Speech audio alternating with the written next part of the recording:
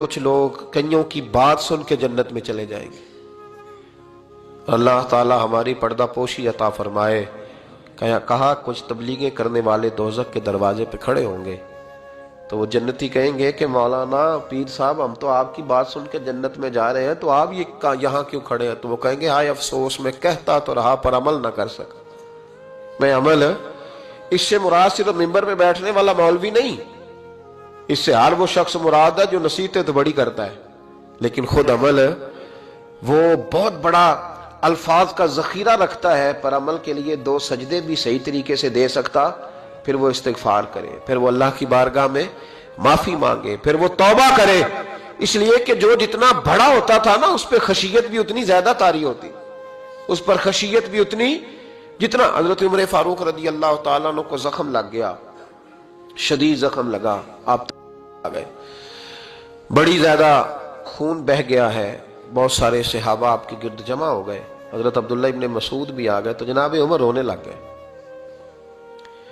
अब तो रोना आता ही नहीं लोगों को। हजरत मुहय्यिद्दीन इब्ने अरबी कहा करते थे जिसको पूरा हफ्ता हो गया ना वो तरीकत का मुसाफिर भी, जाग रहे हैं आप हजरात? कहते थे जिसको पूरा हफ्ता हो गया ना तरीकत का मुसाफिर भी है, पर अल्लाह रसूल की याद में रोया नहीं।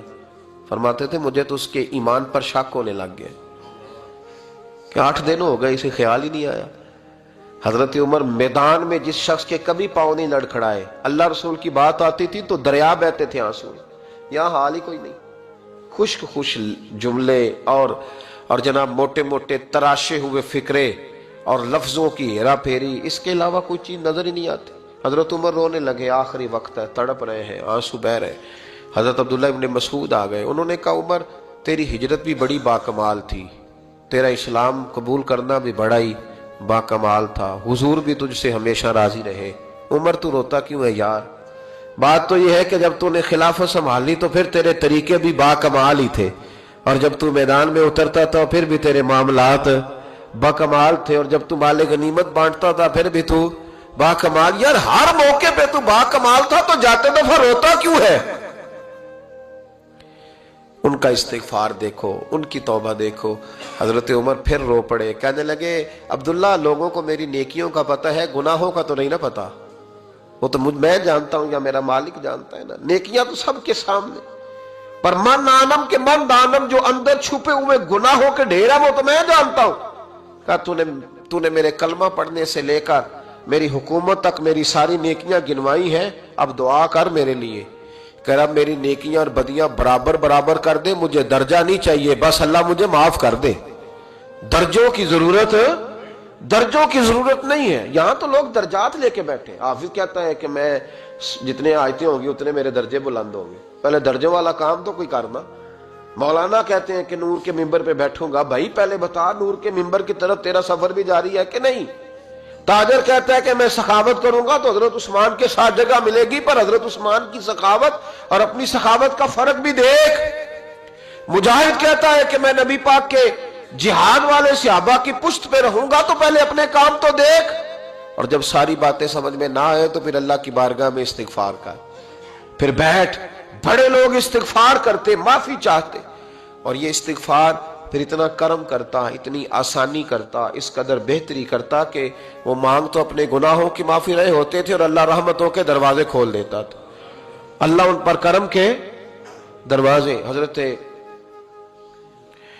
इमाम हसन के पास एक शख्स आया, हजरत अमीर माविया भी बैठे थे, तो उसने इमाम हसन से आके कहा कि हुजूर औलाद नहीं है, कोई दुआ कर दे।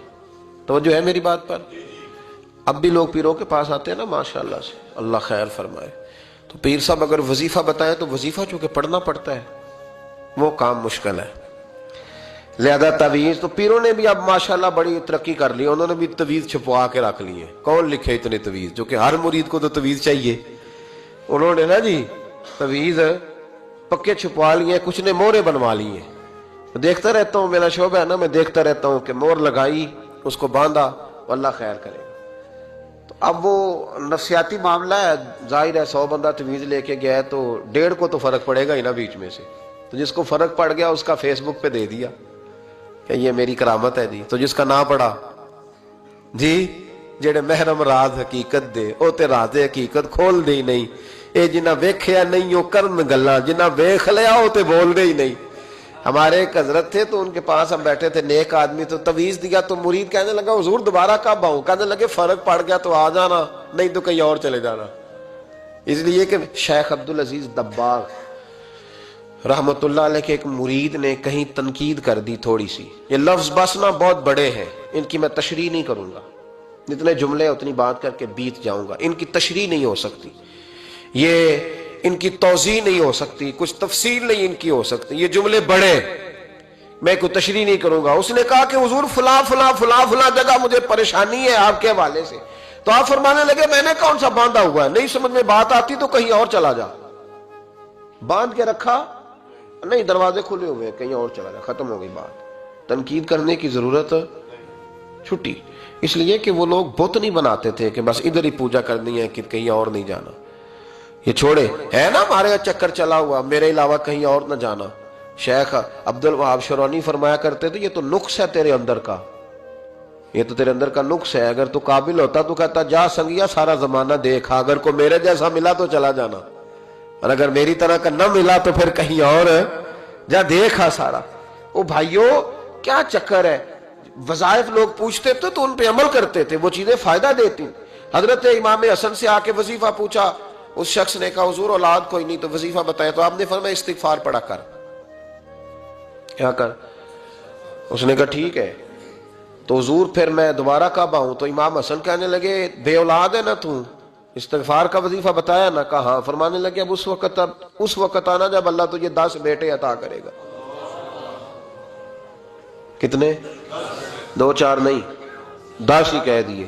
تو حضرت امیر معاویہ رضی اللہ تعالیٰ دیکھا، کہنے لگے حسن اتنا بڑا دعویٰ؟ آپ فرمانے لگے میں نے کہہ دیا نا تو اللہ فضل کرے گا، ہاں ہاں اللہ خیر کرے گا، خیر ہو جائے گی۔ وہ شخص کئی سالوں کے بعد آیا، کئی سالوں کے بعد، تو حضرت امیر معاویہ کو بھی ساتھ لایا، کہنے لگا حضور اللہ کے فضل سے اللہ نے 10 بیٹے عطا فرمائے، پورے 10 ہی اللہ نے دیے۔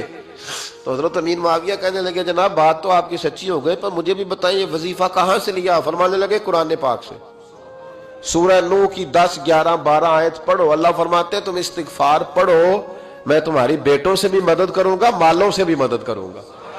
تو میں نے استغفار بتائی تھی اور قرآن میرے اللہ کا ہے، رب کا وعدہ جھوٹا ہو سکتا؟ فرمایا 10 بیٹے ملنے تھے، میں نے کہہ جو دیا تھا۔ وہ میرے بھائیوں یاد رکھے استغفار اللہ کی رحمت نازل کر۔ ایک ہوتا ہے خوف، ایک ہوتی ہے خشیت۔ خوف والے لوگ توبہ کرتے ہیں، خشیت والے استغفار کرتے ہیں۔ ایک ہوتا ہے خوف، ایک ہوتی ہے خشیت والے استغفار کرتے ہیں۔ نبی کریم علیہ السلام نے فرمایا میں دن میں 100 مرتبہ استغفار کرتا ہوں، دن میں۔ توبہ والا کہتا ہے کہ میں بھول گیا تھا مجھے معافی مل جائے، اور خشیت والا کہتا ہے میرا یار ناراض نہ ہو جائے، وہ استغفار ہی کرتا رہتا ہے، وہ معافی حضرت رومی نے مثال دی ہے، فرماتے ایک عورت تھی تو بھیک مانگا کرتی تھی، ایک دن بادشاہ کے دروازے پہ بھیک مانگنے گئی تو بادشاہ کو پسند آ گئی، اس نے نکاح کر لیا۔ 20 کنیزائیں اس بی بی کے پاس تھی خدمت کرنے کے لیے، روٹی دینے کے لیے، کپڑا دینے کے لیے، لیکن وہ ہر وقت روتی رہتی تھی، ہر وقت روتی۔ ایک سمجھدار کنیز کہنے لگی کہ ملکہ اب تیرا درجہ بہت بڑا ہے، تو ہر وقت روتی رہتی ہے، معافیاں ہی مانگتی رہتی ہے ہر وقت، کون سی ایسی نعمت ہے جو تیرے پاس نہیں؟ تو وہ کہنے لگی اس لیے تو روتی ہوں۔ کیا مانا؟ کہنے لگی اس لیے روتی ہوں کہ میں اس قابل نہیں تھی جو مجھے مل گیا، کہیں میرے سر کا سائیں ناراض نہ ہو جائے، وہ کہیں بگڑ نہ جائے، مجھے پتا ہے کہ میں کیا تھی اور مجھے کہاں تک پہنچا دیا، میں روتی اس لیے ہوں کہ کبھی کہیں وہ ناراض۔ حضرت عمر اس لیے روتے تھے کہ کہیں مصطفیٰ ناراض نہ ہو جائے، حضرت ابو بکر اس لیے تڑپتے تھے کہ کہیں اللہ کا فضل روٹھ نہ جائے۔ یہ جو مولا علی اپنے کمرے میں بیٹھ کے زور زور سے استغفار پڑھتے، تو اس لیے نہیں کہ بڑے پاپ تھے جن کی معاذ اللہ معافی مانگتے تھے، اس لیے کہ رب رسول کہیں ناراض نہ ہو۔ خشیت تھی کہ جہاں ہم پہنچے ہوئے ہیں کہیں وہاں سے واپس۔ استغفار بندے کی اللہ سے صلح کرا دیتا ہے، بندے کی رب سے صلح ہو جاتی ہے جب استغفار۔ دیکھیں نا بڑی سادی سی بات ہے کہ 2 بھائی ناراض ہوں تو بڑا کہتا ہے اس نے میری بے ادبی بڑی کی، تو چھوٹا اگر پاس آ جائے اور پیر پکڑ لے کہ چل یار معاف کر دے، تیرا بھائی نہیں۔ پتہ کیا ہوتا ہے؟ صرف معافی نہیں ملتی، ہاں صرف معافی نہیں، چھوٹے نے بے ادبی کر دی، بڑے کو تکلیف ہوئی، بات جب آگے بڑھی نا تو بڑے نے شکوہ کیا، جب لوگوں نے چھوٹے کو سمجھایا